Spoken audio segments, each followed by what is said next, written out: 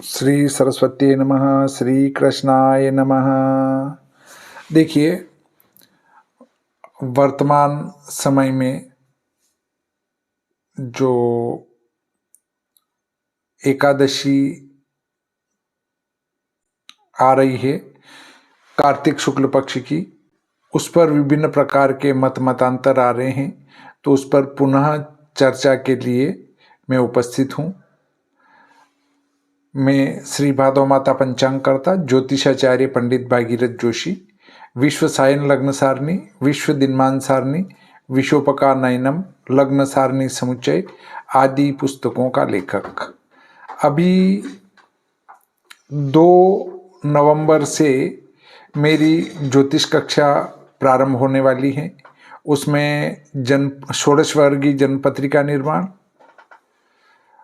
वर्षफल और पंचांग निर्माण पर विस्तार से चर्चा करेंगे। ये आपको सिखाऊंगा मैं, अगर आप सीखना चाहते हैं तो।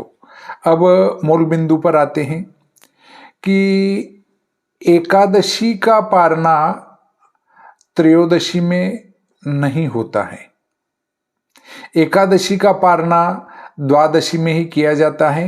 अब वो गांधारी और कुंती जी का प्रकरण लेकर यहाँ बताते हैं कि उनने इस प्रकार से जो है व्रत किया था, तो उनको परेशानियों का सामना करना पड़ा। तो देखिए, दशमी विद्या एकादशी में एकादशी का व्रत नहीं होता है, परंतु वो सामान्य स्थिति में नहीं होता है। विशेष स्थिति निर्मित होने के बाद वहाँ पर वो नियम खंडित होता है। अब वो विशेष परिस्थिति निर्मित कब होती है? वो उस कंडीशन में निर्मित होती हैं जब द्वादशी का क्षय हो जाता। द्वादशी का क्षय हो जाता है तो ये नहीं देखा जाता है कि एकादशी दशमी विद्या है या नहीं है। दशमी विद्या है तो भी दशमी को व्रत होगा, और दशमी विद्या नहीं है तो भी दशमी को व्रत होगा। क्यों कि समस्त गृहस्थियों को एकादशी का पारना द्वादशी में ही करना चाहिए। देखिए, यह नियम गृहस्थों के लिए है। कोई भी गृहस्थ व्यक्ति यदि त्रयोदशी में पारना करता है तो 7 जन्मों तक नरक की प्राप्ति होती है। उसका समस्त पुण्य क्षीण हो जाता है एवं किए हुए एकादशी के पुण्य नष्ट हो जाते हैं। ऐसा महर्षि वेद व्यास जी का वचन है।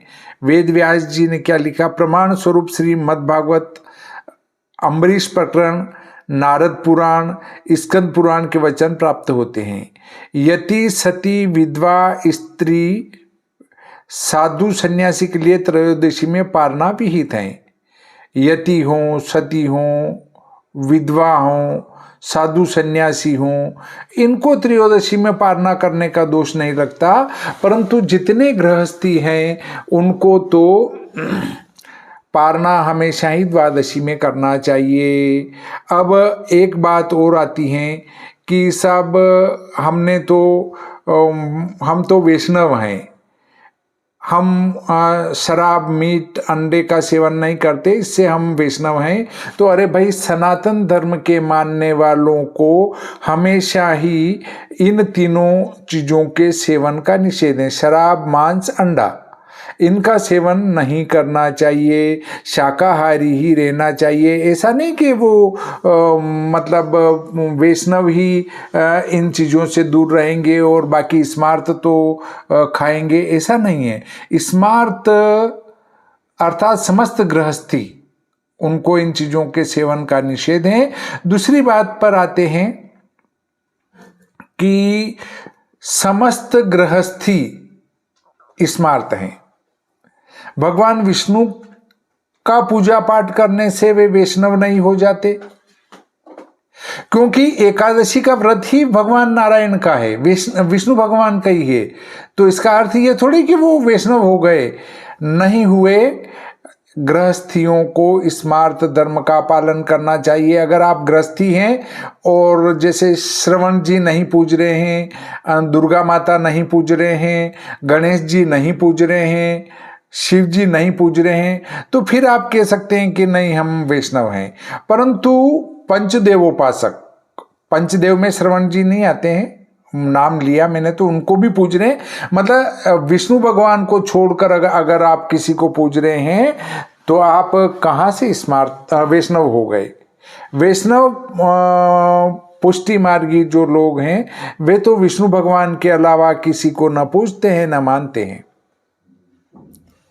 तो जो पंचदेवोपासक हैं वे सभी स्मार्त हैं और गृहस्थी लोग स्मार्त हैं, उनको इसी व्रत को करना चाहिए। प्रमाण के रूप में वचन है पारणाहनि संप्राप्ते द्वादशी यो व्यतिक्रमेत त्रयोदश्यान्यतु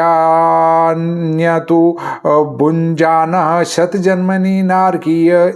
ये स्कंद पुराण में आया है। स्कंद पुराण का वचन आपको बताया। अब श्रीमद् भागवत नवम स्कंद चतुर्थ अध्याय मुहूर्तार्धावशिष्ट द्वादश्या पारणं प्रति चिंतयामास धर्मज्ञो द्विजेस्त धर्म संकटे। ये जो लेख हैं आदरणीय देवज्ञ प्रबोध पंचांगकर्ता राम लखन जी मेहरे साहब के द्वारा पंचांगकर्ता समूह में भेजा गया है। उन्हीं की बातों को मैं आपको यहाँ पर बता रहा हूँ। अब आता है कि